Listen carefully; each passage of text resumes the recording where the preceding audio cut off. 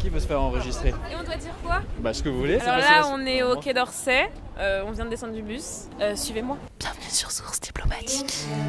Académie Diplomatique d'été. Bienvenue dans Source Diplomatique, le podcast qui vous plonge au cœur de la diplomatie française. Avec cette série, l'Académie, nous sortons du cadre habituel de nos épisodes pour nous rendre à la 4e édition de l'Académie diplomatique d'été. Moi c'est Anton. Et moi c'est Émilie. Et durant toute la semaine, on a fait équipe avec Jessica, une académicienne que vous avez déjà rencontrée dans les épisodes précédents et qui nous fait découvrir cette expérience à travers ses yeux. Et bienvenue au 4e et dernier épisode de l'Académie. Après la semaine de découverte et de rencontres à la Courneuve, Jessica et ses camarades se rendent enfin au Quai d'Orsay. Et pour fêter la fin de cette expérience, le ministère va même les accueillir avec une réception digne de ce nom et une cérémonie de remise des diplômes pour clore le tout. Et pour Jessica, cette journée sera encore un peu plus spéciale, puisqu'elle va enfin pouvoir réaliser son interview avec Timothée Truel, le diplomate qu'elle a choisi de rencontrer. Mais d'abord, il faut arriver au Quai d'Orsay et rejoindre la salle de l'horloge où se tient la réception. On a faim. Vous avez pas faim? On a super faim, mais c'est intéressant, donc ça va. Vous pouvez manger des petites choses en même temps, hein. Voilà, n'hésitez pas. Hein. Est-ce que je pourrais vous demander quelle boisson plaît particulièrement aux académiciens? Bah, c'est plutôt les jus de fruits, jus d'orange, jus de pamplemousse et citronnade. Il n'y a pas de champagne là. C'est bon. Ah, c'est excellent, je me régale. On remercie le ministère. Tu peux me le décrire? On est sur de la dorure, de la maxi dorure, avec un petit peu de Bordeaux évidemment. Mais pas dans l'excès justement.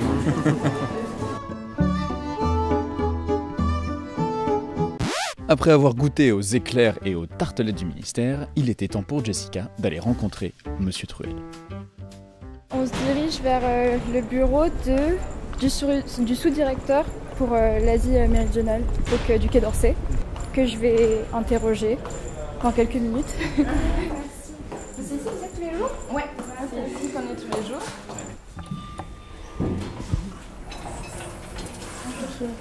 Bonjour. Quel étage? 5.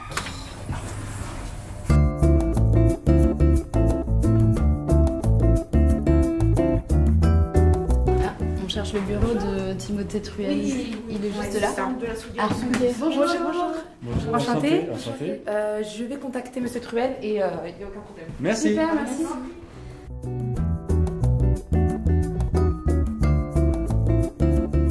Bonjour Monsieur Truel, j'ai eu la chance d'être prise à l'Académie diplomatique d'été de cette année et on a vu plein de sujets différents et plein des différentes sections qu'il y a au Quai d'Orsay.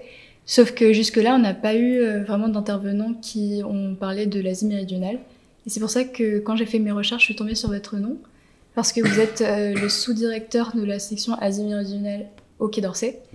Et c'est pour ça que je voulais vous poser des questions, donc merci beaucoup de m'accueillir. Alors, à quoi sert en fait cette section au Quai d'Orsay? Comment est-ce que la France agit par rapport à l'Asie méridionale? Et quelles sont vos fonctions exactement? Les sous-directions géographiques, donc le Quai d'Orsay est divisé en tout plein de zones. Moi, j'ai la chance d'avoir une zone qui couvre 8 pays qui vont de l'Afghanistan au Bangladesh, avec l'Inde au cœur.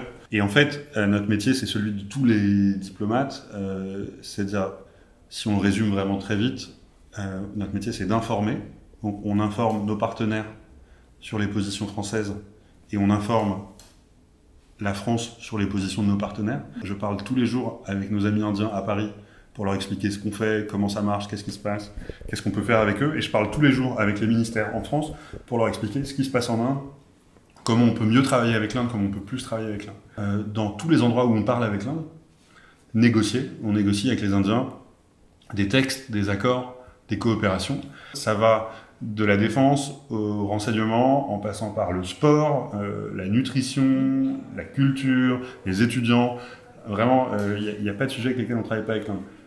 Mais il y a aussi d'autres pays dans la zone, et je prends l'exemple un peu inverse sur le spectre, l'Afghanistan, qui est depuis maintenant presque 3 ans, depuis le 15 août 2021, aux mains des talibans. Les talibans qui ont décidé progressivement d'effacer les femmes de leur pays, qui ont, dans les 2 dernières années, interdit aux filles d'aller à l'école à partir de 12 ans, interdit aux filles de sortir seules, interdit aux filles d'aller dans les parcs, interdit aux femmes de voyager sans être accompagnées par un homme. Et donc nous, évidemment, dans ce cas-là, c'est pas trop un pays avec lequel on va chercher à faire des coopérations, mais c'est un pays dans lequel on va chercher à comprendre comment est-ce qu'on peut plus aider les Afghans pour défendre les valeurs qui sont les valeurs de la diplomatie française, c'est-à-dire la diplomatie féministe, mais aussi une diplomatie qui veille à protéger des pays dans lesquels leurs propres gouvernements prennent pas leurs responsabilités. Donc, voilà. Et ça c'est la meilleure partie du travail, il faut qu'on rencontre des gens tout le temps. D'accord. Tout le temps. Parce que dans des pays aussi compliqués, si vous avez qu'une personne qui vous explique, c'est que vous avez mal compris. Donc, voilà. D'accord. Et dernière question, est-ce que vous pourriez nous raconter une journée type ? En fait, la chance, c'est qu'il n'y en a pas. Et c'est ça qui fait que c'est un boulot sympa. À grands traits, moi, ma journée, elle se divise un peu toujours entre rencontrer des gens de tout type qui travaillent avec ces pays, soit des gens qui en viennent, soit des gens qui y partent, soit des gens qui veulent mieux comprendre, soit des gens dont je me dis que moi, ils vont m'aider à mieux comprendre. Et le reste de ma journée, il est consacré à coordonner le travail de mon équipe, qui font un peu la même chose mais avec d'autres contacts, et à réfléchir avec eux sur qu'est-ce qu'on peut faire mieux avec les pays de notre zone. Quel type de coopération on peut faire, quelles nouvelles personnes on pourrait rencontrer, quel sujet on comprend mal, etc. Donc, voilà. Mais vraiment, le luxe immense de ces métiers, c'est qu'il n'y a pas une journée qui ressemble à l'autre. Merci beaucoup, monsieur, je vous en prie. pour toutes vos réponses et votre temps. Merci encore.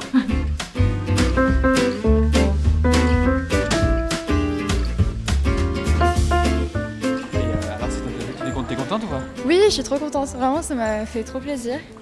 Vraiment, il a répondu à toutes mes questions gentiment et avec beaucoup de patience. Donc, ça m'a fait trop plaisir. Ça a un peu levé le voile sur, tu vois, parce que pour moi, c'était assez flou. Ces sections de plusieurs régions du monde. Au Quai d'Orsay, je ne savais pas trop ce qu'ils faisaient. J'aimerais vraiment beaucoup voyager. Et peut-être un jour, quand je serai fatiguée de tout ça, j'essaierai de rester en France, tu vois, pour faire ce genre de métier. Mais... Après, ce qui est bien au Quai d'Orsay, c'est que tu fais un peu des deux, quoi. C'est ça, ouais.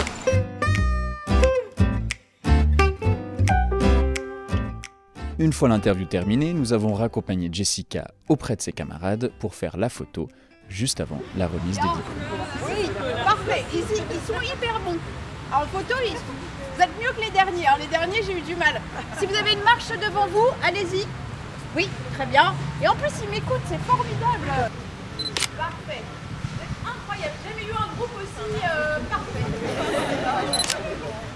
Magnifique. Vous allez avoir votre diplôme là, non ? Oui. On va avoir le diplôme. Est-ce que t'as encore faim ou ça va mieux ? Ça va beaucoup mieux. J'ai l'impression que toute la semaine, je suis venue me plaindre. Il n'y a pas de café cet après-midi. Ouais. On a faim. Ça va mieux. Ça va, c'est la fin de semaine, je vais mieux. Non, mention au restaurateur. Oui. Qui nous servait, la dame, oui. ils étaient hyper sympas. Trop à la cantine des archives diplomatiques, ils étaient très sympathiques. Voilà. Donc, petite dédicace à vous. C'est ça. Dédicace aussi au chef.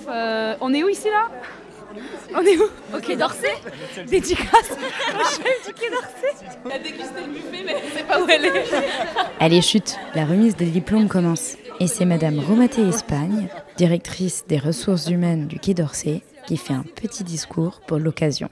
Si de temps en temps vous avez le moral dans les chaussettes, ça arrive à tous les étudiants. Je suis passée par là il y a très très longtemps.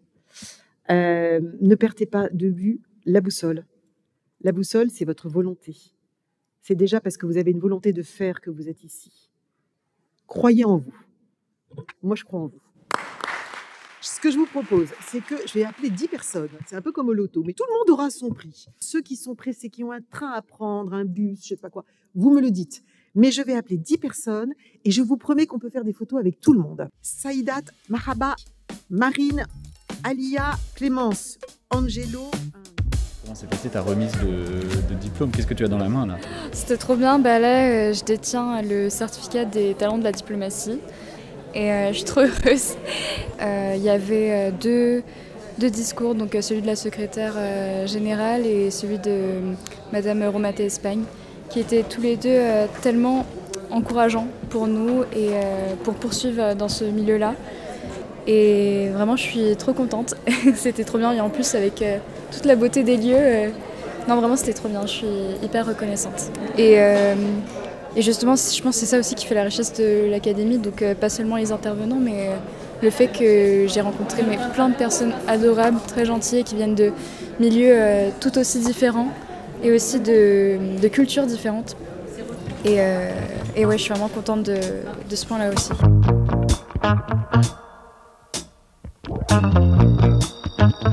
Waouh, l'Académie diplomatique d'été, c'est vraiment quelque chose. Et là, tu as un beau diplôme? Ouais, je suis enfin certifiée. C'est incroyable, surtout que moi je viens pas forcément d'un milieu où on a beaucoup d'occasions d'interagir avec des personnes aussi haut placées, qui ont des expériences aussi intéressantes. Est-ce que vous avez un mot pour cette semaine? Enrichissant, inspirant, les rencontres aussi. Et si c'était à refaire, je le referais 500 fois. Et c'est ainsi que se termine la semaine de l'Académie diplomatique d'été, ainsi que cette série de podcasts. Un grand merci d'avoir écouté, et surtout un grand merci et un grand bravo à Jessica pour nous avoir aidés tout au long de cette aventure, et de l'avoir fait si brillamment. Et d'ailleurs, à la fin de la semaine, Jessica a enregistré un dernier petit message qu'on a voulu vous laisser pour la fin. Salut. Tout à l'heure, Antoine me demandait si mon idée de carrière s'était un peu plus affinée et si l'académie m'avait validé une certaine vocation pour la diplomatie. Je suis beaucoup plus en confiance avec mon projet de carrière et aussi d'études parce que à l'académie diplomatique, je me suis vraiment sentie à ma place. En fait, j'ai fait des études élitistes, donc j'étais en prépa littéraire parisienne. Puis là, cette année, j'ai eu la chance d'intégrer à l'ENS. Et ces études, en fait, ça m'a demandé beaucoup d'adaptation, en fait. Parce que je suis allée dans un milieu socio-culturel différent. Et aussi un milieu qui me ressemble pas vraiment, en fait. Je me suis beaucoup plu parce que j'ai adoré mes études. Mais c'était difficile parce que la vérité est que j'ai vécu beaucoup de racisme. Et là, à l'académie, on a mis vraiment l'accent sur nos identités culturelles, donc qui sont différentes et qui, selon eux, en tout cas pour le Quai d'Orsay, est un grand atout. Et je crois que c'est ce qui m'a vraiment beaucoup plu et ça m'a redonné tellement confiance en moi. Et là, je me suis sentie enfin à ma place parce que on vient quasiment tous du même milieu social, on est tous boursiers et beaucoup d'entre nous sont des personnes racisées. Et ça m'a énormément plu et j'ai beaucoup appris grâce à mes camarades et surtout aussi grâce aux intervenants. Et ça m'a fait tellement plaisir. Ça m'a fait tellement plaisir en fait d'enfin être dans un milieu qui me permet de mettre en avant mes différences en fait. Je suis vraiment contente qu'on voit que le fait que j'ai des origines différentes, que je parle plusieurs langues qui ne sont pas européennes par exemple, soit vu comme un bon point en fait. Donc merci infiniment à l'Académie diplomatique d'été parce que c'est une si belle initiative, parce que ça nous donne, on nous a donné accès à cette académie, mais à nous, à des personnes comme moi en fait, entre guillemets.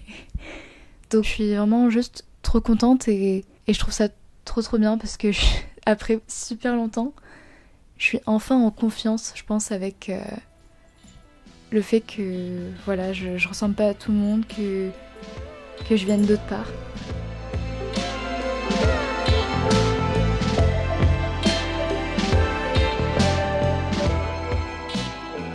C'était l'Académie, une série de sources diplomatiques, le podcast du ministère de l'Europe et des Affaires étrangères.